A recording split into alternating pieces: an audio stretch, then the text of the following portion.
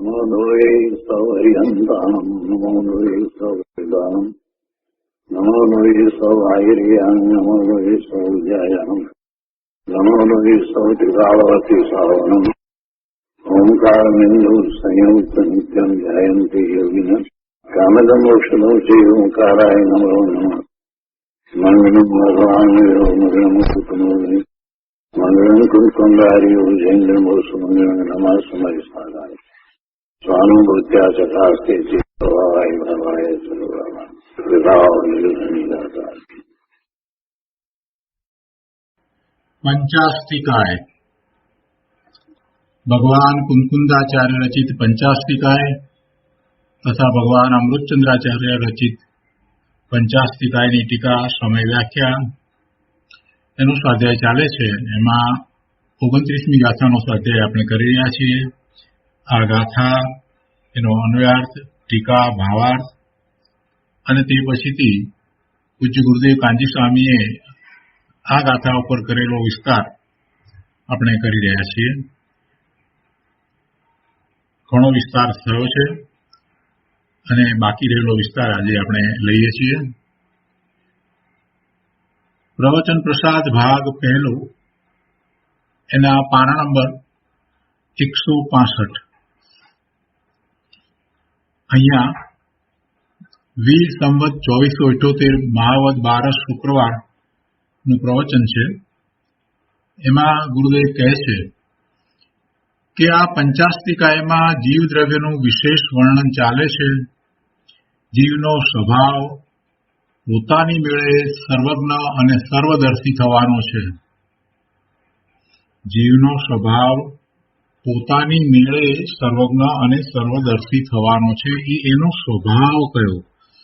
એટલે સર્વજ્ઞપણું અને સર્વદર્શીપણું બહારથી આવતું નથી અને એ કોઈના કારણે પણ નથી. કોઈ કરાવી આપે એમ પણ નહીં, કોઈના આશીર્વાદથી થાય એમ પણ નહીં. એ એનો સ્વભાવ જ છે. એ સ્વભાવ છે. સ્વભાવ છે એટલે એ તો કાયમ છે. સર્વજ્ઞપણું અને સર્વદર્શીપણું સ્વભાવ છે એટલે એ તો કાયમ છે. એમ નથી કે એ કંઈ એચીવ કર્યું છે, નવું છે, કોઈકને હોય કોઈકને ન હોય, એવું નથી. જેમ વર્તમાનમાં આપણે એમ માનીએ કે અમુક લોકો એન્જિનિયર થાય, અમુક લોકો ડોક્ટર થાય, કે અમુક લોકો કોમર્સમાં આગળ વધે, સીએ થાય. આ બધું એ રીતે આપણે માનીએ કે અમુક લોકો કરી શકે, જે મહેનત કરે તે થાય, એવી રીતે આપણે માનીએ. એટલે દરેક મનુષ્યનો એવો સ્વભાવ નથી કે દરેક મનુષ્ય ડોક્ટર જ થાય કે એન્જિનિયર જ થાય કે સીએ જ થાય. એવો કઈ એનો સ્વભાવ નથી. થાય તો થાય, ન થાય તો ન થાય, અભણ પણ રહી જાય. તો અહીંયા તો કે છે કે જીવ માત્રનો સ્વભાવ જ એવો છે કે સર્વજ્ઞ અને સર્વદર્શી થાય. થોડીક અહીંયા વાતને સમજવાની જરૂર છે. પ્રભુ, આ આખી વાત આપણને અત્યાર સુધી આ રીતે કોઈએ સમજાવી જ નથી. આચાર્ય ભગવાન કહે છે કે એ એનો સ્વભાવ છે, મૂળ સ્વભાવ સર્વજ્ઞ અને સર્વદર્શી થવાનો છે. પણ એને અનાદિનું આ ખ્યાલમાં આવ્યું નથી. અનાદિથી એ પોતાને અલ્પજ્ઞ જાણે છે અને પોતે આ કરવા માટે સક્ષમ નથી, એવી પણ એની ઊંધી માન્યતા છે. સર્વજ્ઞપણું અને સર્વદર્શીપણું કઈ બહારથી નવું આવતું નથી. એને કઈ આપણે એચીવ કરવું પડે, કોઈકને જ થાય એવું નથી. એ તો એનો સ્વભાવ છે. સ્વભાવનું લક્ષ કરે તો એને સર્વજ્ઞપણું અને સર્વદર્શીપણું પ્રગટ થાય છે. જીવનો સ્વભાવ પોતાની મેળે સર્વજ્ઞ અને સર્વદર્શી થવાનો છે. એમ જયારે થવાનો છે એમ કહ્યું અને પોતાની મેળે કહ્યું તો એ પ્રગટ કરવાની અપેક્ષાએ કહ્યું છે. અને સ્વભાવ જયારે કહ્યું તો એનો અર્થ એવો થાય છે કે એ અંદરમાં પડ્યું છે, જે શક્તિ રૂપે પડ્યું છે અને એને એ પ્રગટ કરી શકે એવો એ સક્ષમ પણ છે. એટલે બંને વાત સ્વભાવની અંદર તો લઈ લીધી. સમયસારની 11મી ગાથામાંથી આ વાત નીકળે છે. કે જીવ દ્રવ્ય ત્રિકાળ શુદ્ધ જ છે. એને મલિનતા ક્યાંય ચોટી નથી, વળગી નથી. મલિનતાએ એનું કાંઈ નુકસાન કર્યું જ નથી. એ ગમે તે પર્યાયમાં ગયો હોય, ગમે તેવા કર્મના ઉદય સાથે જોડાયો હોય, કનિષ્ઠમાં કનિષ્ઠ ભાવે પણ થયો હોય, તે છતાંય એનું સ્વરૂપ તો ત્રિકાળ શુદ્ધ જ રહ્યું છે. એનો અનંત ગુણના પિંડરૂપ સ્વભાવ છે અને એ અનંત ગુણનું એવું અંદરમાં પરિણમન ચાલી રહ્યું છે કે જે સુખ, શાંતિ, નિર્મળતા, સ્વચ્છતા, પ્રભુતા ને દેનારું છે. એટલે આવો સ્વભાવ છે અને એવા સ્વભાવને પ્રગટ કરવામાં પણ એને પરની અપેક્ષા નથી. જીવનો સ્વભાવ પોતાની મેળે સર્વજ્ઞ અને સર્વદર્શી થવાનો છે. આગળ કહે છે, દેહથી ભિન્ન આત્મતત્વ છે. તેનામાં પોતાના સ્વભાવથી, એટલે કે આત્મતત્વને પોતાના સ્વભાવથી સર્વને જાણવા દેખવાની તાકાત છે. પોતાના સ્વભાવથી જાણવા દેખવાની શક્તિ છે. પરની અપેક્ષા નથી. કોઈ હોય તો જ્ઞાન થાય એમ નથી. નિમિત્ત આવે ત્યારે જ્ઞાન થાય એમ નથી. સમ્યક દર્શન થાય તો નિમિત્ત તો હોવા જોઈએ ને. નિમિત્ત વિના ક્યાંથી થશે? અરે શું વાત તું લઈને બેઠો છો? સમ્યક દર્શન તો તારા દ્રવ્યને વિશે થાય છે કે બીજાને વિશે થાય છે? બીજું દ્રવ્ય એનું કાર્ય કરે છે, એનું પરિણમન કરે છે. અને તને સમ્યક દર્શન થાય છે તો તારા પુરુષાર્થથી થાય છે. અને પેલાનું પરિણમન તારી સમીપમાં છે તો તને સાનુકૂળ પણ છે. અને સાનુકૂળ છે તો એને એમ કહેવાય કે એના નિમિત્તે તને સમ્યક દર્શન થયું. પણ વાસ્તવમાં તો નિશ્ચય સમ્યક દર્શનનો વિચાર કરીએ તો એમાં તો કોઈ વિકલ્પ નથી. તો પછી પરની અપેક્ષા ક્યાંથી હોય? પર સંબંધીનો વિકલ્પ નથી તો પછી પર એને સમ્યક દર્શન કરાવે ક્યાંથી? આ બધી વાતનો વિચાર કરીએ છીએ તો ગુરુદેવે જે વાત સમજાવી એ વાત બહુ સારી રીતે બેસી જાય છે. પોતાનો એવો સ્વભાવ છે. સમ્યક દર્શન પ્રગટ કરવાનો પણ પોતાનો સ્વભાવ છે. સિદ્ધત્વ પ્રગટ કરવાનો પણ પોતાનો સ્વભાવ છે. અને એ માટે જીવ સ્વતંત્ર છે. એને કોઈ પરની અપેક્ષા નથી, એને કોઈ પરાધીનતા નથી. અહીંયા તો જાણવા દેખવાની વાત કરી છે. કહે છે કે આત્મામાં પોતાના સ્વભાવથી સર્વને જાણવા દેખવાની તાકાત છે. જ્યાં જ્ઞાન દર્શનની પૂર્ણતા થાય ત્યાં આનંદની પણ પૂર્ણતા હોય. એટલે કે બધા જ ગુણોની પૂર્ણતા હોય. જેને આત્માનું હિત કરવું હોય તેને શું કરવું તેની આ વાત છે. આગળ કહે છે, શરીર તે જડ છે, અજીવ છે. ભગવાન આત્મા ચૈતન્ય મૂર્તિ છે. મારામાં જ સર્વજ્ઞ, સર્વદર્શી અને પૂર્ણ આનંદ થવાની તાકાત છે. તો ગુરુદેવે પોતાની ઉપર વાત ઉતારીને કહ્યું છે.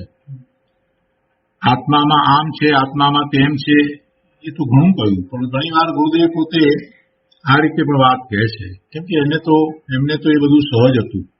એમને તો આ બધું સહજ હતું. એટલે કહે છે કે મારામાં જ સર્વજ્ઞ, સર્વદર્શી અને પૂર્ણ આનંદ રૂપ થવાની તાકાત છે. પર્યાયમાં અલ્પજ્ઞતા હોવા છતાં હું સ્વયં મારા સ્વભાવથી પૂર્ણ જ્ઞાન દર્શન આનંદમય થઈ શકું છું. અને પછી ગુરુદેવ કહે છે કે આવી વાત તમારે પહેલા સમજવી, સ્વીકારવીને આત્મસાત કરવી જોઈએ. આવી પ્રથમ પ્રતીત કરવી જોઈએ. અને તે માટે પહેલા સર્વજ્ઞની સિદ્ધિ કરે છે. એટલે કે સર્વજ્ઞ છે એમ પહેલા નિર્ણય કરે છે. સર્વજ્ઞ છે એવું સિદ્ધ કરવું પડશે ને, સાબિત કરવું પડશે ને. કેમ કે હજી અનાદિનું એને સર્વજ્ઞ છે કે નથી એમાં તો દ્વિધા છે. જ્યાં સુધી સર્વજ્ઞનો નિર્ણય નથી કરતો ત્યાં સુધી પોતામાં સર્વજ્ઞપણું પડ્યું છે એ વાતનો નિર્ણય થતો નથી. એટલે સર્વજ્ઞની સિદ્ધિ સૌથી પહેલી કરવી પડશે. નાસ્તિક કહે છે કે આ જગતમાં સર્વજ્ઞ છે જ નહીં, એટલે કે કોઈ આત્મા 3 કાળ 3 લોકને જાણી શકે એવા જ્ઞાનવાળો હોય નહીં. નાસ્તિક કહે છે કે અમને એ વાત બરાબર લાગતી નથી, અમે એમ માનતા નથી, અમને એ વાસતું નથી. કેમ કે સર્વજ્ઞ પ્રત્યક્ષ દેખાતા નથી. જેમ ગધેડાના શિંગડા દેખાતા નથી તેમ સર્વજ્ઞ પણ દેખાતા નથી, એટલે અમે સર્વજ્ઞને માનતા નથી, માટે સર્વજ્ઞ નથી. આમ નાસ્તિક કુતર્ક કરે છે. વળી આગળ કહે છે કે તમે કહો છો કે અનંતા સર્વજ્ઞો છે, એક એક જીવમાં સર્વજ્ઞ થવાનું સામર્થ્ય છે. અત્યારે મહાવિદેયમાં સિમંદર ભગવાન વગેરે સર્વજ્ઞ ભગવંતો બિરાજે છે, પણ અમને તો સર્વજ્ઞ દેખાતા નથી, એટલે અમે તો કોઈ સર્વજ્ઞને માનતા નથી. આવું નાસ્તિક કહે છે. તો ગુરુદેવ અહીંયા જે જયસેન આચાર્ય ભગવાને વાત ટીકામાં કરી અને જે અહીંયા ભાવાર્થ રૂપે લેવામાં આવી એનો જ વિસ્તાર કરતા સમજાવે છે કે તો તને અમે પૂછીએ છીએ કે હે ભાઈ, સર્વજ્ઞ નથી એમ તું કઈ રીતે કહે છે? શું આ કાળમાં અને આ ક્ષેત્રમાં જ સર્વજ્ઞ નથી, કે સર્વકાળમાં અને સર્વ ક્ષેત્રમાં સર્વજ્ઞ નથી? આ કાળે આ ક્ષેત્રે સર્વજ્ઞ નથી એ તો બરાબર છે. પંચમ કાળ છે, ભરત ક્ષેત્રને વિશે સર્વજ્ઞ નથી એ તો બરાબર છે. પણ જગતમાં ક્યાંય સર્વજ્ઞ નથી એમ જો તું કહેતો હો તો શું તે 3 લોકને અને 3 કાળને જોયા છે? તે કઈ રીતે જાણ્યું કે સર્વજ્ઞ નથી? 3 લોકનું તને જ્ઞાન છે, 3 કાળનું તને જ્ઞાન છે, તે 3 લોક અને 3 કાળને જોયા છે? બધા ક્ષેત્ર જોયા વિના અહીં સર્વજ્ઞ નથી એમ કહી શકાય નહીં. એટલે બધા ક્ષેત્રમાં અને બધા કાળમાં સર્વજ્ઞ નથી એમ કહેતા તું જ 3 કાળ અને 3 લોકનો જાણનાર થઈ ગયો, અને જો એમ 3 લોકનો જાણનાર હોય તો તું જ સર્વજ્ઞ કહેવાય. તે નક્કી કર્યું ને કે 3 કાળમાં 3 લોકમાં સર્વજ્ઞ નથી, તેનો અર્થ એ થયો કે તું 3 કાળ અને 3 લોકને જાણે છે તો તું જ સર્વજ્ઞ થઈ ગયો, એટલે સર્વજ્ઞની સિદ્ધિ થઈ ગઈ, સાબિતી મળી ગઈ. એટલે જ્યાં સુધી તને 3 લોક 3 કાળનું જ્ઞાન નથી ત્યાં સુધી વાસ્તવમાં તું એવું કહી પણ શકે નહીં કે સર્વજ્ઞ નથી. વળી ગધેડાના શિંગડા નથી, પણ ભેંસ વગેરેને તો શિંગડા છે ને. તે એમ કહ્યું ને કે ગધેડા અને શિંગડા નથી, એવી રીતે જગતમાં સર્વજ્ઞ નથી. 3 લોક 3 કાળને વિશે સર્વજ્ઞ નથી એમ જયારે તે કહ્યું તો અહીંયા કહીએ છીએ કે ગધેડા અને શિંગડા નથી એ વાત સાચી, પણ આ ભેંસ બળદ વગેરે તો શિંગડા છે ને. તેમ આ ક્ષેત્રમાં સર્વજ્ઞ નથી, એટલે અહીંયા ભરત ક્ષેત્રને વિશે સર્વજ્ઞ નથી. આ કાળમાં પંચમ કાળમાં નથી, પણ પંચવિદેહ ક્ષેત્રમાં તો સર્વજ્ઞ છે, મહાવિદેહ ક્ષેત્રમાં તો સર્વજ્ઞ છે. વર્તમાનમાં 20 તીર્થંકર ભગવાન છે અને કેટલાય કેવળી ભગવાન બિરાજમાન છે, માટે સર્વજ્ઞનો સર્વથા અભાવ નથી. જેમ અમુક જગ્યાએ ઘડો નથી એમ ક્યારે કહેવાય? આપણે એમ કહીએ કે આ બાજુના રૂમની અંદર ઘડો નથી, એટલે અમુક જગ્યાએ ઘડો નથી એમ ક્યારે કહેવાય? કે જ્યારે તે ક્ષેત્ર જોયું હોય ત્યારે. બાજુનો રૂમ આપણે જોયો હોય તો આપણે કહી શકીએ કે એ રૂમમાં ઘડો નથી, પણ બાજુનો રૂમ જોયા વિના આપણે કઈ રીતે કહીએ કે ત્યાં ઘડો નથી? જ્યારે અમુક જગ્યાએ ઘડો નથી એમ કહેવાય તો એવું ક્યારે કહી શકાય? કે જ્યારે તે ક્ષેત્ર જોયું હોય, એ ક્ષેત્રને વિશે આપણે બરાબર જાણતા હોઈએ, જોયું હોય ત્યારે કહી શકીએ કે ભાઈ અહીંયા ઘડો છે કે નથી. એટલે જ્યારે તે ક્ષેત્ર જોયું હોય ત્યારે એ કહી શકાય. તેમ સર્વજ્ઞ નથી એમ તું ક્યારે કહી શકે કે તે બધા ક્ષેત્ર જોયા હોય, બધો કાળ તે જોયો હોય અને એનું તને જ્ઞાન હોય તો તું કહી શકે. એટલે એ તો તને છે નહીં, એટલે તેમાં સર્વજ્ઞ નથી એમ તું જે કહે છે તારી માન્યતા ખોટી છે. એનો અર્થ એ થયો કે સર્વજ્ઞ છે, સર્વજ્ઞની સિદ્ધિ થઈ જાય છે, કેમ કે કોઈક ક્ષેત્રને વિશે છે. પોતે જે ક્ષેત્ર જોયું ન હોય તે ક્ષેત્રમાં અહીં ઘટ નથી અથવા અહીં સર્વજ્ઞ નથી એમ નિષેધ કરી શકાય નહીં. આગળ કહે છે, જે સર્વજ્ઞ હોય તે સર્વજ્ઞનો નિષેધ કરી શકે નહીં. જે સર્વજ્ઞ હોય તે સર્વજ્ઞનો નિષેધ કરી શકે નહીં. અને જેણે સર્વકાળ સર્વલોક જોયા ન હોય તે પણ સર્વજ્ઞનો નિષેધ કરી શકે નહીં. જે સર્વજ્ઞ છે પોતે એ તો સર્વજ્ઞનો નિષેધ કરી શકે નહીં. એ વાત તો બરાબર છે. અને એવી રીતે જેણે સર્વકાળ, ત્રણેય કાળ અને સર્વલોક, ત્રણેય લોકને જોયા નથી એ પણ સર્વજ્ઞનો નિષેધ કરી શકે નહીં. કેમ કે એને ક્યાં જોયું છે કે ક્યાં શું છે? ગુરુદેવ કહે છે કે જેણે જોયું છે એવો એ દેખતો, એટલે કે સર્વજ્ઞ, એ તો ના પાડે નહીં. જેણે જોયું છે એ તો ના પાડે નહીં. અને જેણે સર્વલોક સર્વકાળ જોયા નથી એ નિષેધ કરી શકે નહીં. એટલે કે દેખતો ના પાડે નહીં અને આંધળાનો વિશ્વાસ કરાય નહીં. બીજી વાત, તું કહે છે કે અમને સર્વજ્ઞ દેખાતા નથી, પણ ભાઈ તું તો આવતીકાલની વાત પણ જાણી શકતો નથી, તો શું તેથી આવતીકાલનો અભાવ છે? તું આવતીકાલને જોઈ શકતો નથી તો શું આવતીકાલનો અભાવ છે? આવતીકાલ નથી એમ તો છે નહીં. તેમજ અમારા ચિત્તના ભાવને કે એક સૂક્ષ્મ પરમાણુને પણ તું જાણી શકતો નથી, તો શું અમારા ચિત્તનો કે પરમાણુનો અભાવ છે? નહીં, એમ પણ નથી.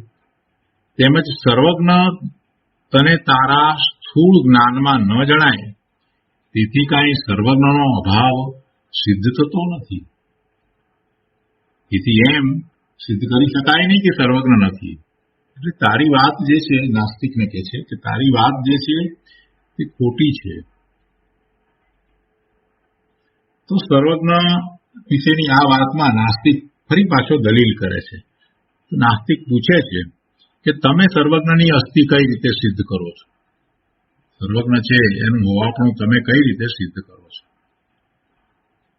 તો કહે છે કે અમે અમારા જ્ઞાનના અંશ ઉપરથી સર્વજ્ઞનું અનુમાન કરીએ છીએ. અમે અમારા જ્ઞાનના અંશ ઉપરથી સર્વજ્ઞનું અનુમાન કરીએ છીએ.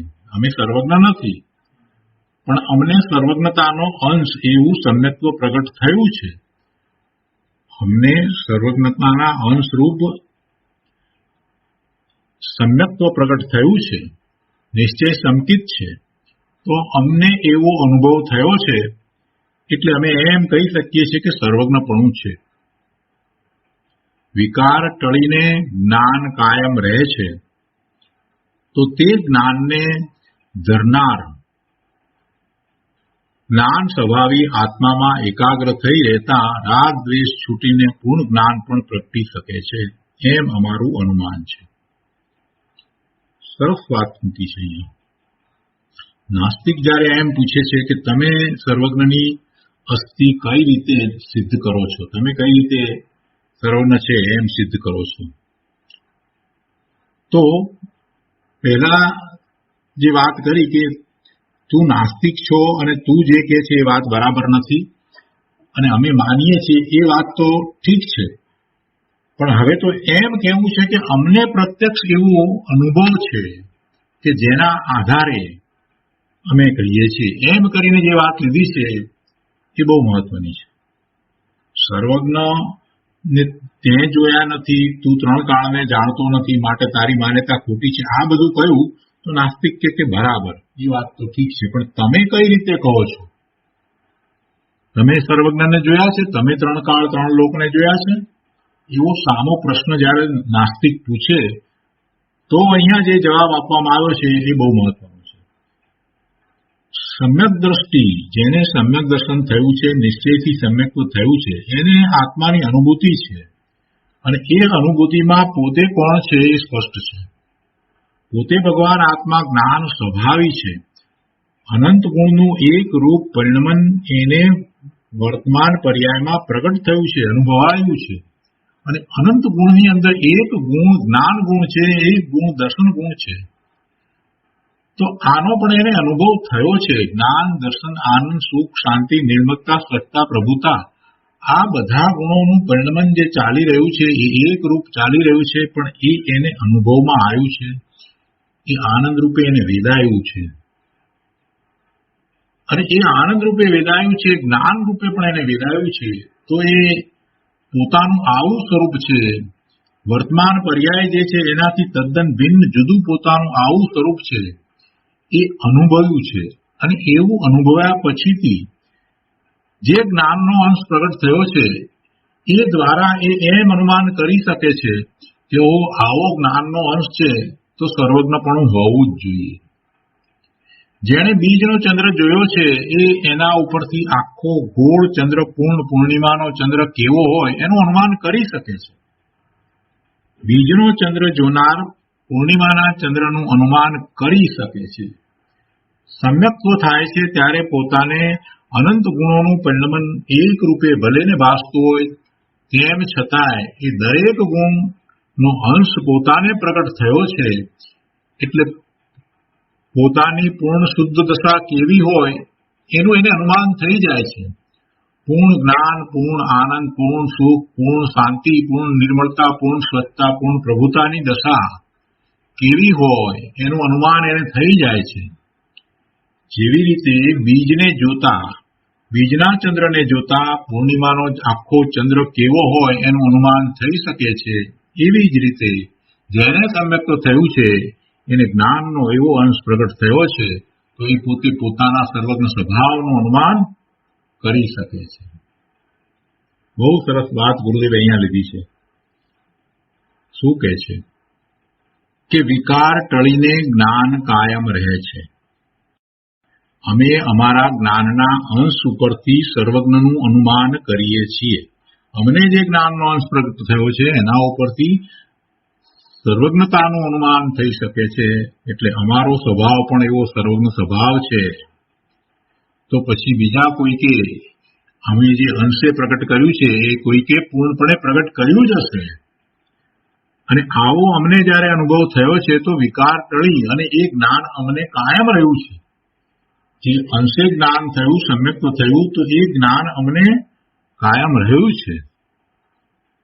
તો તે જ્ઞાનને ધરનાર જ્ઞાન સ્વભાવી આત્મામાં એકાગ્ર થઈ રહેતા, એટલે કે આત્મામાં વિશેષપણે એકાગ્રતા કરતા રાગ દ્વેષ છૂટી અને પૂર્ણ જ્ઞાન પણ પ્રગટી શકે છે,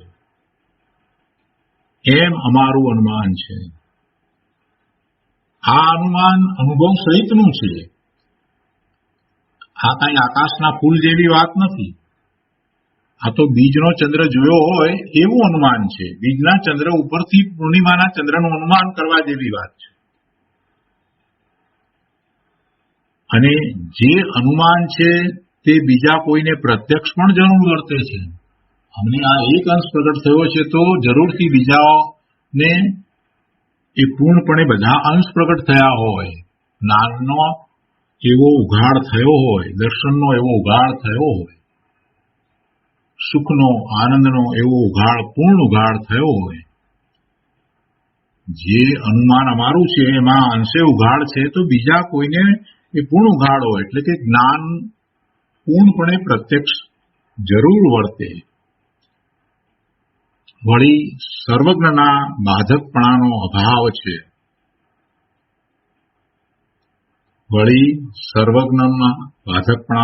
એટલે કે સર્વજ્ઞને બાધકપણું છે નહીં. જ્ઞાનના અલ્પ ઉઘાડમાંથી વિશેષ ઉઘાડ આવતો દેખાય છે.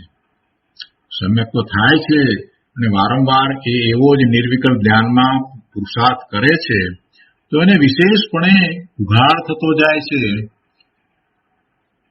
જ્ઞાનની તારતમ્યતા પણ વધતી જાય છે અને બીજી રીતે કહીએ તો એને શુદ્ધિની વૃદ્ધિ થતી જાય છે, એનો વિકાસ થતો જાય છે.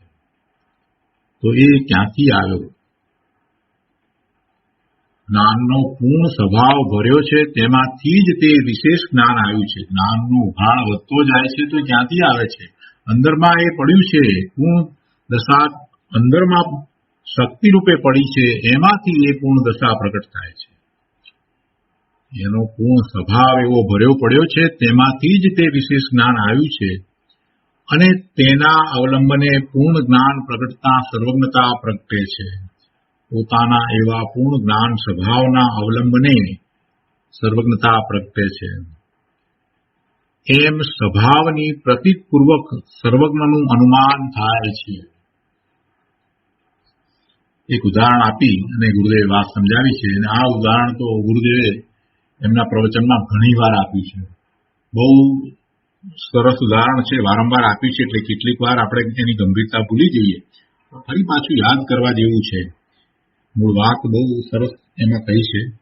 ગુરુદેવ કહે છે કે જેમ લીંડી પીપર ના સ્વભાવમાં 64 પહોળી તીખાશ ભરી છે તો એ તીખાશ જ પ્રગટે છે, એ તીખાશ બહારથી આવતી નથી. લીંડી પીપર એ કાળી હોય અને એને પથ્થર ઉપર ઘૂંટવામાં આવે, ખલમાં નાખીને ઘૂંટવામાં આવે તો એ લીલા રંગની થઈ જાય છે અને એ ખૂબ તીખી હોય છે. તો એ તીખાશ અને લીલો રંગ એ બધું ક્યાંથી આવ્યું? એ પથ્થરમાંથી તો આવ્યું નથી, એ અંદરમાં જે ભર્યું પડ્યું હતું એ જ આવ્યું. 64 પહોળી તીખાશ એટલે 64 પૈસા. પેલા 1 રૂપિયો બરાબર 64 પૈસા હતા, એટલે કોઈ પણ વસ્તુ પૂરેપૂરી છે એમ કેવું હોય તો 64 પહોળી કહેવાતું હતું. અત્યારે 1 રૂપિયો બરાબર 100 પૈસા છે. અથવા તો આપણે પર્સન્ટેજ પ્રમાણે, ટકા પ્રમાણે જોઈએ તો 100% કહીએ.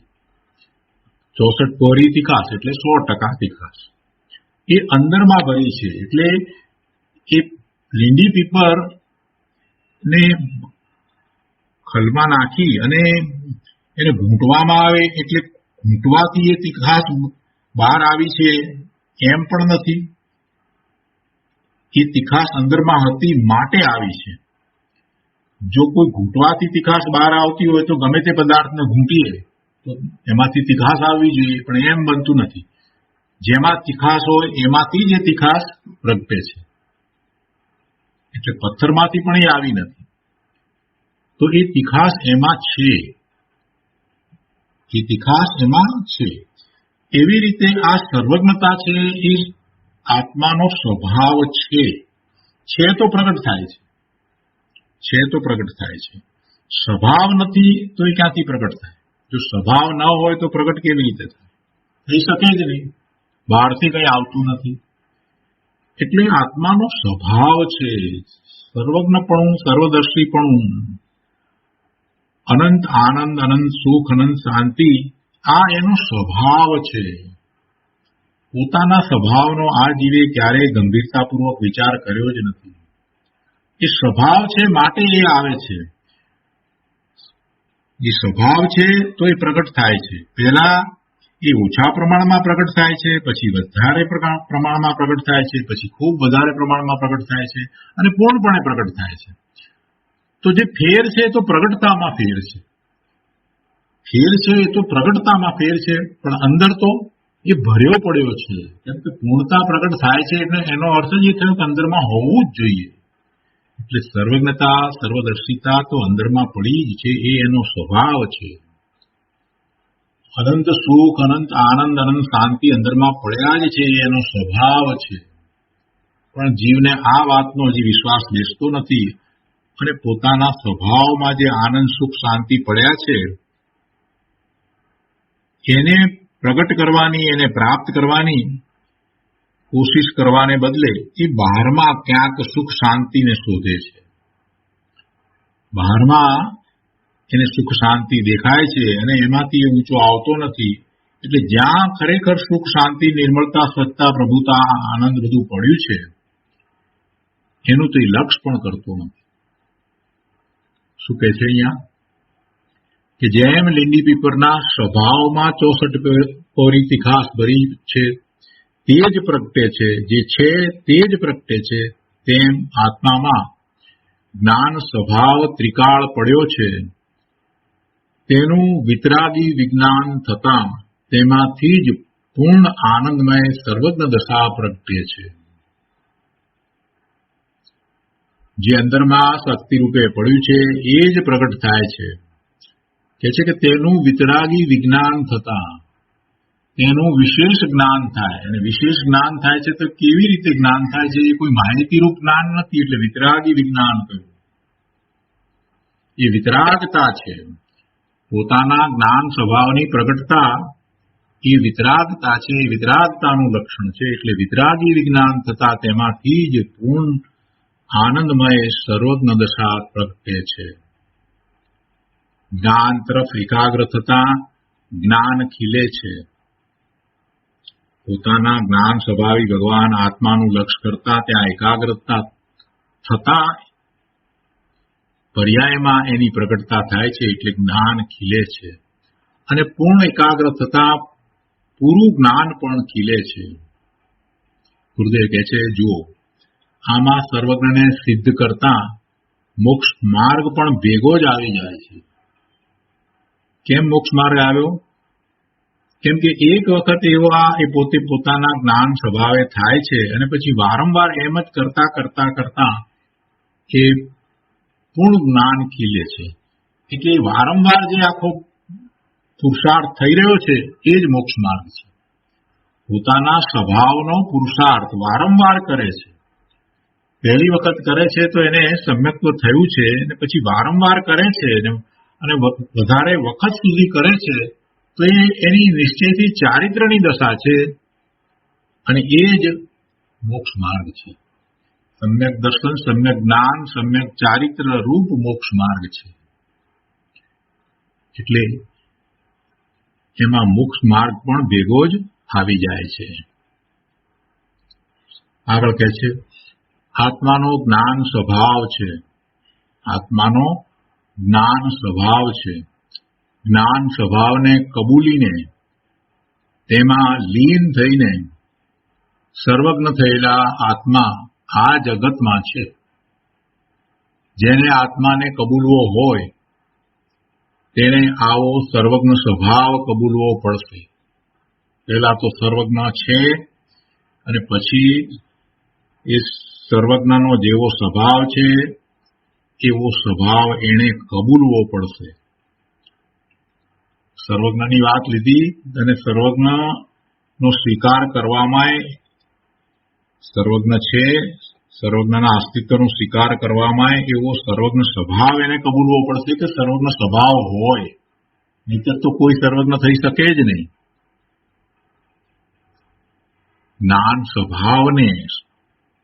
સ્વભાવ પૂર્ણ છે એટલે એવો સર્વજ્ઞ સ્વભાવ છે એને કબૂલવો એટલે એનો સ્વીકાર કરવો. એ હોય ને હોય.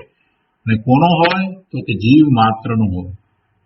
એટલે કે મારો એવો જ્ઞાન સ્વભાવ છે એમ કબૂલવું એટલે શું છે? સત્યનો સ્વીકાર છે પ્રભુ એમાં. દિનેશ્વર ભગવાનની વાણીમાં જે પરમ સત્ય પ્રકાશ્યું કે જીવ સર્વજ્ઞ સ્વભાવી છે, જ્ઞાન સ્વભાવી છે, જીવ સિદ્ધ સમાન છે, તો એ પરમ સત્ય છે. અને એવા પરમ સત્યનો સ્વીકાર એ જ પુરુષાર્થ છે. એટલે ગુરુદેવ કહે છે કે જ્ઞાન સ્વભાવને કબૂલવો, પોતાના જ્ઞાન સ્વભાવને કબૂલવો એ જ મોટામાં મોટો પુરુષાર્થ છે. લોકો કહે છે કે પુરુષાર્થ કેમ કરવો? ભાઈ, આ જ પુરુષાર્થ છે કે તું તારા જ્ઞાન સ્વભાવને સ્વીકારી લે, અને તારા સર્વજ્ઞ સ્વભાવનો સ્વીકાર થતા તારી દ્રષ્ટિ બદલાઈ જશે, તારી માન્યતા સમ્યક થઈ જશે. તને જગતમાં ક્યાંય રુચિ કરવા જેવું લાગશે નહીં. એકમાત્ર તને આત્મામાં જ ગમશે. સર્વજ્ઞ સ્વભાવનો સ્વીકાર થતા, હું સર્વજ્ઞ સ્વભાવી ભગવાન આત્મા છું એવો સ્વીકાર થતા સ્વરૂપ તરફ લક્ષ જાય અને એની સન્મુખતા કરી અને વિતરાગી પરિણામ થાય એટલે આનંદની અનુભૂતિ થાય છે. અને પછી એમ વારંવાર કરે છે અને સ્વરૂપને વિશે લીનતા કરે છે. અને લીનતા કરતા આગળ વધતા વધતા એ સર્વજ્ઞ થયા છે. તો એવા સર્વજ્ઞ થયેલા આત્મા આ જગતમાં છે. સિદ્ધ ભગવાન પણ છે, કેવડી ભગવાન છે, તીર્થંકર ભગવાન પણ છે. તો જેને આત્માને કબૂલવો હોય તેણે આવો સર્વજ્ઞ સ્વભાવ કબૂલવો પડશે. સર્વજ્ઞતા ક્યાંય બહારથી આવતી નથી. પર્યાયને અંતરમાં એકાગ્ર કરતા અલ્પજ્ઞતામાંથી સર્વજ્ઞતા થઈ જાય છે. કઈ પર્યાય? વર્તમાન પર્યાય, વર્તમાન જ્ઞાનની પર્યાય. વર્તમાન જ્ઞાનની પર્યાય પરને જોવા માટે રોકાઈ ગઈ છે, પરનું જ્ઞાન કરે છે. એને બદલે એ સ્વસન્મુખ થઈ અને પોતાના જ્ઞાન સ્વભાવે થઈ જાય છે, સ્વરૂપને વિશે એકાગ્રતા કરે છે. તો હવે જે પરિણામ થાય છે એ પરિણામ નિર્મળ પરિણામ થાય છે. એ સમ્યક દર્શન, સમ્યક જ્ઞાન, સમ્યક ચારિત્રના પરિણામ થાય છે. અને એમ કરતા એને અલ્પજ્ઞતામાંથી આગળ વધતા વધતા સર્વજ્ઞતા થઈ જાય છે. પર્યાયને અંતરમાં એકાગ્ર કરતા અલ્પજ્ઞતામાંથી સર્વજ્ઞતા થઈ જાય છે. તારો આત્મકલ્યાણનો માર્ગ નિમિત્ત અને રાગ રહિત એકલા તારા ધ્રુવ સ્વભાવમાં પરિણતિને એકાગ્ર કરવી તે જ છે. નિમિત્તની રાહ જોઈને તું બેસી રહ્યો હોય તો તું પ્રમાદમાં છો. નિમિત્ત આવશે તો જ્ઞાન થશે, નિમિત્ત આવશે તો કેવળ જ્ઞાન થશે. નિમિત્ત વિના ક્યાં કેવળ જ્ઞાન થાય? પ્રભુની નિશ્રા વિના ક્યાં કેવળ જ્ઞાન થાય છે? પ્રભુનું નિમિત્ત હોય તો જ કેવળ જ્ઞાન થાય છે ને. આવી ઊંધી વાતને પકડનાર કેવળ જ્ઞાન તો શું, સમ્યક દર્શને પ્રગટ નથી કરી શકતો. શાસ્ત્રની વાતને જેમ છે તેમ જે અપેક્ષાએ કહેવાય છે એ અપેક્ષાએ નહીં સમજતા ઊંધી રીતે પકડવા જશે તો એ સમ્યક દર્શને નહીં પ્રગટ કરી શકે. જ્ઞાન તને તારામાંથી થાય છે આ વાતનો જો તે નિર્ણય કર્યો હોય તો જ્યારે તને જ્ઞાન થાય એ વખતે ખબર પડે કે નિમિત્ત શું હતું. તું પહેલેથી નિમિત્ત નક્કી કરે છે. ભૂલ આ જ છે. અને એવો ઉપદેશ પાછો અપાય કે નિમિત્ત આવે તો થાય. એટલે આ વિચારો મિથ્યા દ્રષ્ટિ વિચારોને પાછો પ્રમાદી અને કરવું નથી માટે એ એમ પકડીને બેસી જાય કે નિમિત્ત નહીં મળે ત્યાં સુધી કાંઈ થવાનું નથી. જુઓ ને, કેવળ જ્ઞાન થાય છે તો એ તીર્થંકર ભગવાનની નિશ્રા તો જોઈએ છે ને, કેવડીની નિશ્રા તો કોઈને કોઈ કેવડીની નિશ્રા તો જોઈએ જ છે ને. એ નિમિત્ત વિના ક્યાં થાય છે? એટલે આ રીતે એ પકડે છે, ઊંધું પકડે છે. એમાંથી આ રીતે ઊંધું પકડે છે. એને સમ્યક દર્શન નથી એ જ ઊંધું પકડે છે. જેને સમ્યક દર્શન થયું છે એ ઊંધું નથી પકડતો. એ વસ્તુના સ્વરૂપને જેમ છે તેમ જ જાણે છે. કેમ કે પોતાનો જ્ઞાન સ્વભાવ છે અને પોતાનો જ્ઞાન સ્વભાવ છે તો એ વાત થવાની જ છે. નિમિત્તની તો પછી ખબર પડશે. જ્યારે કાર્ય થશે, પોતાનું પરિણમન જ્ઞાન સ્વભાવે થશે ત્યારે ખબર પડશે કે નિમિત્ત શું હતું. નિમિત્ત કોઈ વિશેષ વસ્તુ નથી હોતી. શાંતિથી સમજવાની જરૂર છે પ્રભુ. અહીંયા જગતના બધા જ પદાર્થો પોતે પોતાનું પરિણમન કરી રહ્યા છે અને એમાં કોઈક પદાર્થનું પરિણમન અહીંયા ચાલે છે એ વખતે એને આજુબાજુમાં રહેલા પદાર્થોનું પરિણમન સાનુકૂળ છે તો એ બધા પદાર્થોના પરિણમનને જે પરિણમન એને સાનુકૂળ થાય છે તો એ બધાને નિમિત્ત કહેવાય છે. અને એ બીજા બધા પદાર્થોનું પરિણમન પણ પોતાના કારણે પોતાથી થાય છે. અને એ પરિણમન કઈ જુદા પ્રકારનું નથી થતું. એ દરેક પદાર્થ પોતાના સ્વભાવે જ પરિણમે છે. દરેક પદાર્થ પોતાના સ્વભાવે પરિણમે છે. એટલે જ્યારે આને જ્ઞાન થાય તે વખતે જે એની નજીકમાં એવા પરિણમનો હોય એમાંના કોઈ પરિણમન ઉપર એને નિમિત્તનો આરોપ આપી શકાય. એવો આરોપ આપવામાં આવે અને એવો નિમિત્ત નૈમિત્તિક સંબંધ હોય છે, પણ પુરુષાર્થ આનો છે, પર્યાય આની બદલાય છે, એ વાત મહત્વની છે. એટલે ઊંધો વિચાર કરે છે ને કે નિમિત્ત આવે તો થાય, એ એની માન્યતા જ ખોટી છે. એ કાર્ય કરશે ત્યારે ખબર પડશે કે શું નિમિત્ત હતું. એ કાર્ય કરશે ત્યારે ખબર પડશે કે શું નિમિત્ત હતું. એટલે ગુરુદેવ અહીંયા કહે છે કે સર્વજ્ઞતા ક્યાંય બહારથી આવતી નથી. પર્યાયને અંતરમાં એકાગ્ર કરતા અલ્પજ્ઞતામાંથી સર્વજ્ઞતા થઈ જાય છે. તારો આત્મકલ્યાણનો માર્ગ નિમિત્ત અને રાગ રહિત એકલા તારા ધ્રુવ સ્વભાવમાં પરિણતિને એકાગ્ર કરવી તે જ છે. તું નિમિત્તમાં એકાગ્રતા કરીને બેસી રહ્યો છે, એટલે કે નિમિત્તનું લક્ષ્ય કરીને બેસી રહ્યો છો.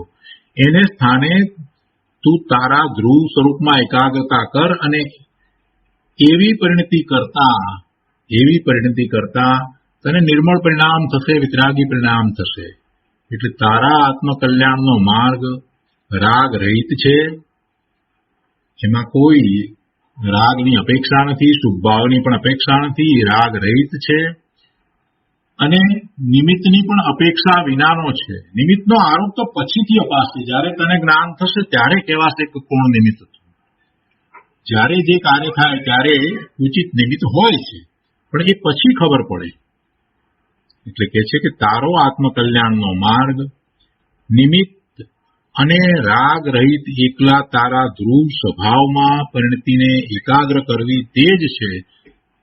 તારા ધ્રુવ સ્વભાવમાં તારી પરિણતિને એકાગ્ર કરવી એ જ આત્મકલ્યાણનો માર્ગ છે. તું બીજે બધે એકાગ્રતા કરે છે, તારો ઉપયોગ બીજે બધે ફરી રહ્યો છે, એને તું પલટાવી, એની દિશાને પલટાવીને તારા ધ્રુવ સ્વભાવમાં એકાગ્રતા કર.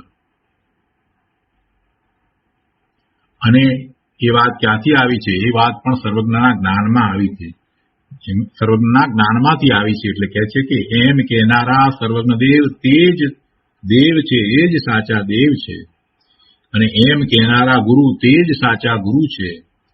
અને એમ બતાવનારી વાણી તે જ સાચા શાસ્ત્ર છે, જીનવાણી છે. આ સિવાય બીજાને માને તો વ્યવહાર ખોટો છે, અને બહારના અવલંબનમાં ધર્મ માને તો એ તો મૂઢતા છે. બહારના અવલંબનમાં ધર્મ માને એ તો નરી મૂંઢતા જ છે. અને એવી મૂંઢતાને કારણે તો અનાદિનો રખડે છે. પરની આશા કરીને પરમાંથી કાંઈક મળશે એવી આશા કરીને રહ્યો છે. એનું મૂળ કારણ તો એ છે કે પ્રમાદ છે. એનો એ પ્રમાદ છે. જેને પ્રમાદ કરવો હોય ને એ આવા બહાના બતાવે, ભાઈ નિમિત્ત મળે ત્યારે કાર્ય થાય. એ પ્રમાદ છે. જેને પુરુષાર્થ ઉપડ્યો છે એટલે કે જેનું ઉપાદાન તૈયાર છે એનું કાર્ય થાય છે, અને પછી ખબર પડે છે કે એ વખતે શું નિમિત્ત હતું. નિમિત્ત તો પછી ખબર પડે છે ને. એટલે નિમિત્તનો કાંઈ તોટો નથી. એમ જે કહેવાય છે એનું કારણ જ એ છે કે નિમિત્ત જે થાય છે એ તો કોઈનું પરિણમન છે, એ નિમિત્ત થયું. અને દરેક પદાર્થનું પરિણમન, જગતમાં અનંત પદાર્થોના પરિણમન તો ચાલે જ છે. કોઈ પદાર્થનું પરિણમન તને જ્ઞાન કરાવવા માટે સ્પેશિયલ થાય છે, જુદી રીતે થાય છે. એ એના સ્વભાવથી વિપરીત રીતે થાય છે, એમ તો બનતું નથી. અનંત પદાર્થો પોતે પોતાના સ્વભાવે પરિણમી ગયા છે.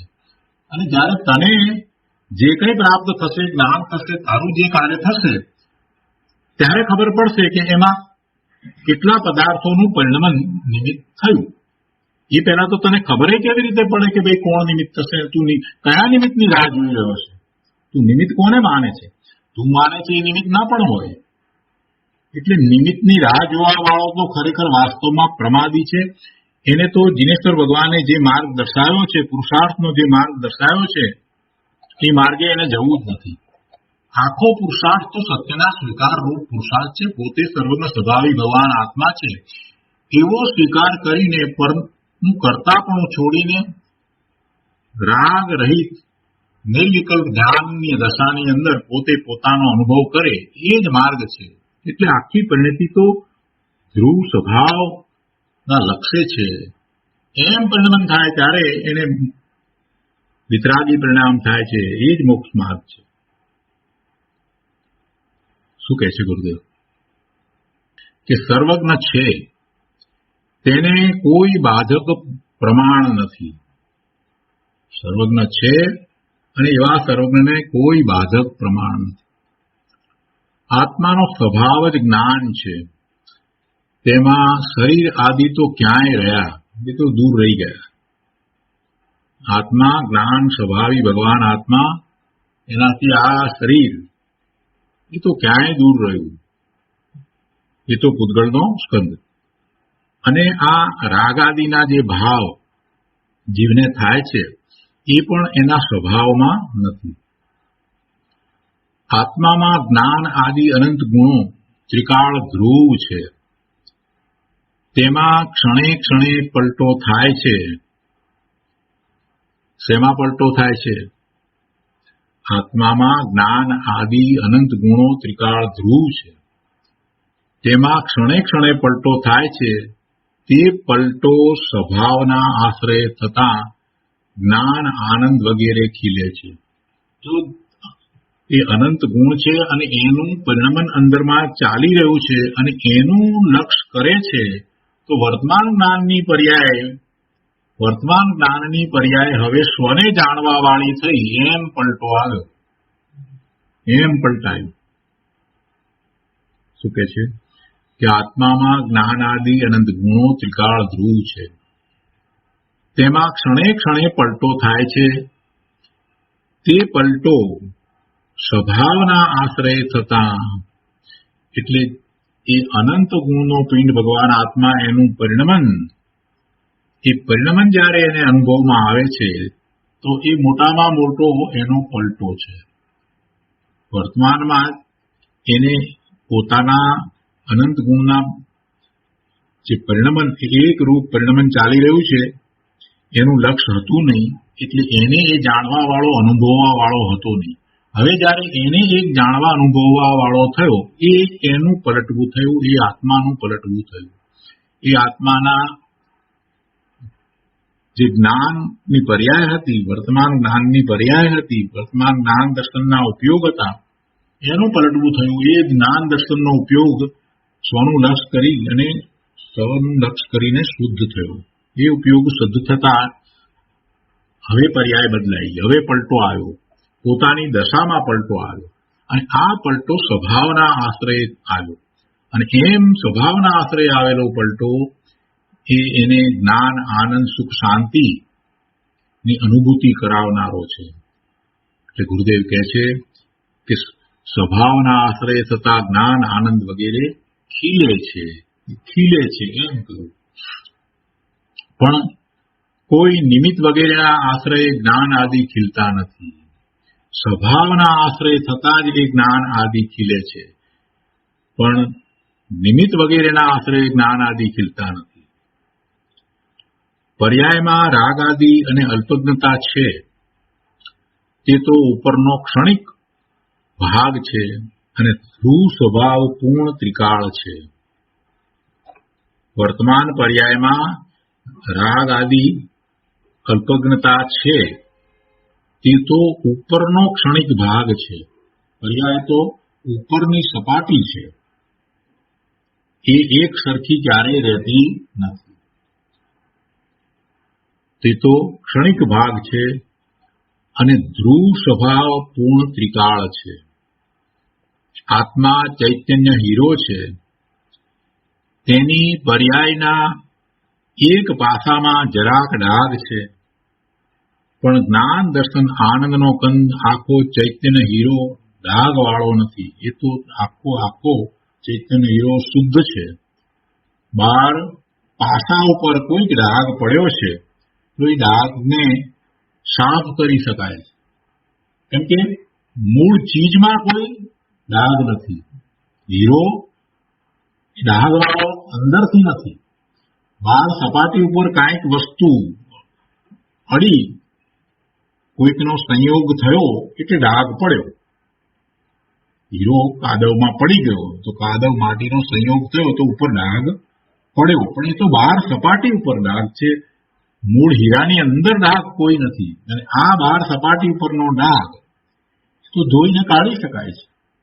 એવી રીતે આ વર્તમાન પર્યાયની અંદર રાગ આદિ અને અલ્પજ્ઞતા છે, તો એ તો ઉપરનો ક્ષણિક ભાગ છે, પણ ધ્રુવ સ્વભાવ એ તો પૂર્ણ છે, શુદ્ધ છે, ત્રણેય કાળે એવો ને એવો શુદ્ધ ત્રિકાળ છે.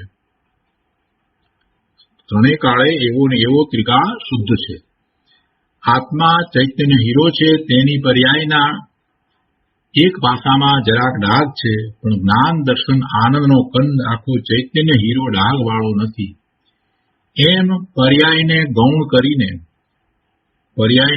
કરીને એટલે વર્તમાન અવસ્થાને ગૌણ કરીને પોતાને મનુષ્યપણું છે, પોતાને સ્ત્રીપણું કે પુરુષપણું છે, આ બધી વાતને ગૌણ કરીને પોતે ભગવાન આત્મા સર્વજ્ઞ સ્વભાવિક જ્ઞાન સ્વભાવી છે એવો નિર્ણય કરીને પુરુષાર્થ થાય છે. એટલે કહે છે કે વર્તમાન પર્યાયને ગૌણ કરીને ધ્રુવ આનંદ કંદ ચિદાનંદ સ્વભાવને પ્રતીતમાં લઈને તેમાં એકાગ્રતા કરતા આત્મામાંથી રાગ આદિ નીકળીને પૂર્ણ જ્ઞાન આનંદ પ્રગટે છે. આત્મામાંથી રાગ આદિ નીકળીને એટલે કે આત્માની વર્તમાન પર્યાયમાં જે રાગ આદિ ઉત્પન્ન થતા હતા એ હવે ઉત્પન્ન થતા નથી. એમ રાગ આદિ નીકળીને વર્તમાન પર્યાય પૂર્ણ જ્ઞાન આનંદની થાય છે. સર્વજ્ઞતા થાય ત્યાં પૂર્ણ આનંદ હોય જ. આગળ કહે છે, પહેલા સાધક દશામાં અધૂરો આનંદ હતો. પહેલા સાધક દશામાં, સાધક કોને કહ્યો? સમ્યક દ્રષ્ટિને સાધક કહ્યો છે. જેને આત્માની અનુભૂતિ છે એ જ સાચો સાધક છે. તો કે છે પહેલા સાધક દશામાં અધૂરો આનંદ હતો. અજ્ઞાનીએ પરમા સુખ અને આનંદ માન્યો હતો. જો અજ્ઞાનીની વાત લઈએ અને સાચા સાધકની વાત લઈએ તેમાં તો ઘણો ફેર છે. પણ અજ્ઞાની પણ કેટલીક વાર પોતાને એમ માનતો હોય છે કે પોતે સાધક છે. મિથ્યા માન્યતા સહિત કેટલાક અજ્ઞાની પણ એ માનતા હોય અને એની માન્યતામાં પરમાથી સુખની કે પરમાથી આનંદની પ્રાપ્તિ થાય એવું હોય. એટલે અજ્ઞાની એ પરમા સુખ અને આનંદ માન્યા હોય, જ્ઞાની તો કોઈ માનતા નથી. એને બદલે હું તો પરથી ભિન્ન ચિદાનંદ સ્વભાવ છું એમ શ્રદ્ધા કરીને એવો પુરુષાર્થ ઉપાડે. એમ અંતરદ્રષ્ટિનો વિષય કરતા હું ચિદાનંદ સ્વભાવ છું, હું પરથી જુદો ચિદાનંદ સ્વભાવ છું એમ અંતરદ્રષ્ટિનો વિષય કરતા સ્વભાવમાંથી આનંદ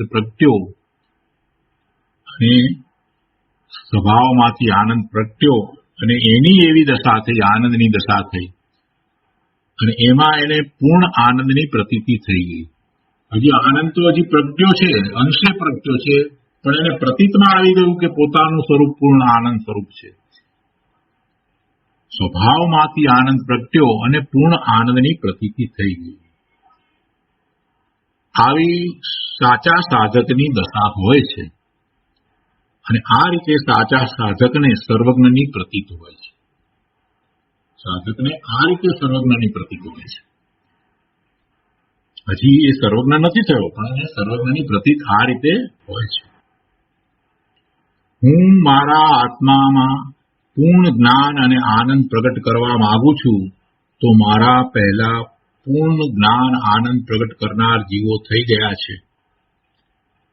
તે કેવા છે, ક્યાં છે, કેટલા છે એમ નક્કી કરવું જોઈએ. સાધક જીવે શું શું કરવું જોઈએ એ વાત અહીંયા લીધી છે. ભાઈ પહેલા વિશ્વાસ તો કર કે અનંત સિદ્ધ થયા, અનંત કેવડી થયા, વર્તમાનમાં કેટલાય કેવડી ભગવાન બિરાજમાન છે. આ બધો વિશ્વાસ તો કર ભાઈ. ક્યાં છે, શું છે, એમની દશા કેવી હોય છે એ બધાનો અભ્યાસ તો કર પ્રભુ. અને એ બધી વાતને સમજી અને આત્માનો એ સ્વભાવ છે એવો નિર્ણય તો કર. અને તું પણ ભગવાન આત્મા છો તો તારી પોતાની પર એ વાતને ઉતાર ને, એમ બધું આત્મસાત કર ને. એવા સત્યનો સ્વીકાર કરીને બધું આત્મસાત કર ને પ્રભુ. ગુરુદેવ કહે છે કે અનાદિકાળથી ક્રમે ક્રમે સર્વજ્ઞો થતા જ આવે છે.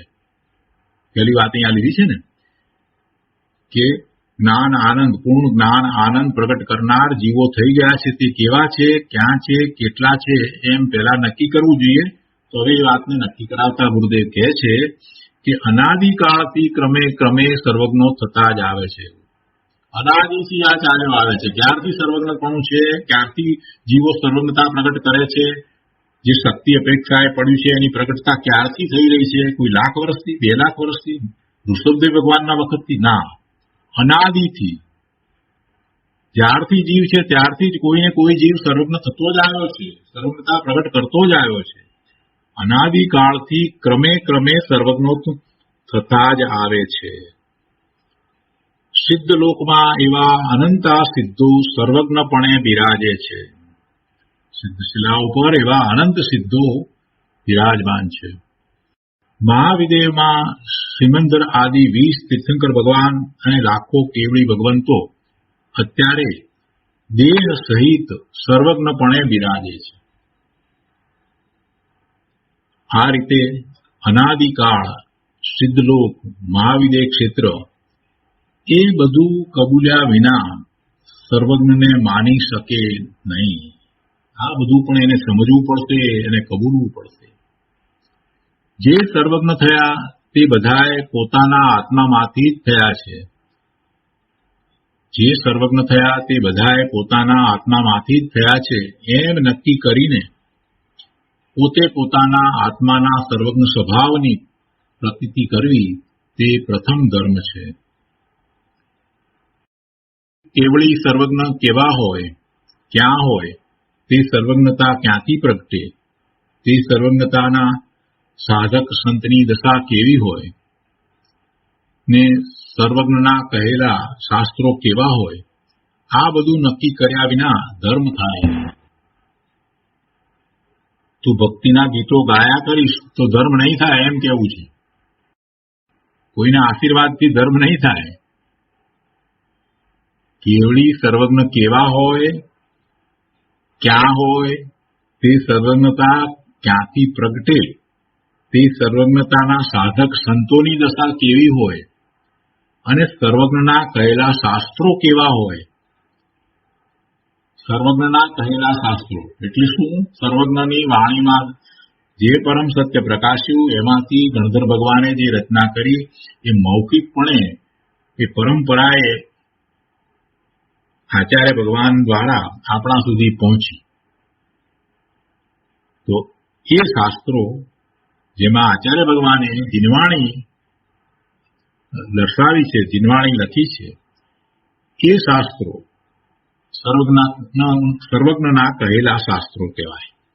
તો એ સર્વજ્ઞના કહેલા શાસ્ત્રો લખનારા એવા મહાન સંતો હોય, એમને વસ્તુ સ્વરૂપને જેમ છે તેમ જાણ્યું હોય અને એવી પ્રતીતિ હોય, પછી જે શાસ્ત્રની રચના કરે. શાસ્ત્રની રચના કરવાનો અધિકારી કોણ છે? 7મા 6ઠે ગુણસ્થાને ઝૂલતા મુનિરાજ એ 6ઠા ગુણસ્થાને જ્યારે એમને શુભભાવ હોય છે તો શાસ્ત્રની રચના કરે છે. પણ એ મુનિરાજની દશા કેવી છે? અદભુત દશા છે. એમને જીનવાણીને આત્મસાત કરી છે અને વારંવાર પોતાના સ્વરૂપને વિશે એ તો લીન થઈ જાય છે. તો એવા સંતો શાસ્ત્રની રચના કરે છે અને એવા શાસ્ત્રો એ સર્વજ્ઞના કહેલા શાસ્ત્રો કહેવાય છે. એટલે એ બધું નક્કી કર્યા વિના ધર્મ થાય નહીં. જેમ 1 ને 1 2 થાય તેમાં કોઈ ડાયો માણસ તો ના ન પાડે, તેમ સર્વજ્ઞતા જગતમાં સિદ્ધ છે તેની કોઈ ના પાડી શકે નહીં. તો આજનો સ્વાધ્યાય અહીંયા સુધી રાખીએ છીએ. વિશેષ વિસ્તાર આપણે આવતી વખતે લઈશું. હવે સુખધામ બોલીએ. સુખધામ અનંત સુસંત ચરી દિન રાત રહે તદ જ્ઞાન